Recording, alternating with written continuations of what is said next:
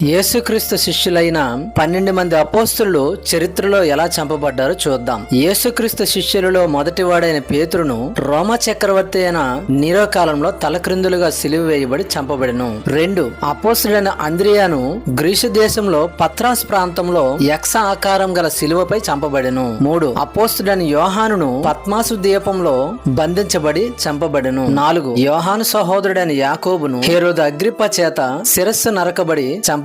5 అపోస్తలుడైన ఫిలిప్పు టర్కీ ప్రాంతంలో సిలువ వేయబడి చంపబడెను. 6 అపోస్తలుడైన బర్తొలొమయి అర్మేనియా ప్రాంతంలో చర్మం ఒలిచి వేయబడి చంపబడెను. 7 అపోస్తలుడైన దిదుమ అనబడిన తోమ భారతదేశంలో మైలాపూర్ లో చెన్నై ప్రాంతంలో వల్లెములతో పొడిచి చంపబడెను. 8 అపోస్తలుడైన మత్తయి పర్షియా ప్రాంతంలో హెల్బర్ అనే ఆయుధంతో చంపబడెను. 9 అల్ఫయి కుమారుడగు యాకోబు యెరూషలేములో రాళ్లతో కొట్టబడి చంపబడెను. 10 తద్దయి అనబడిన లెబ్బయి బాణాలతో కొట్టబడి చంపబడెను. 11 కనానీయుడైన సీమోను పర్షియా ప్రాంతంలో 2 ముక్కలుగా కోయబడి చంపబడెను. 12 అపోస్తలుడైన మత్తీయ తల నరికి వేయబడి చంపబడెను.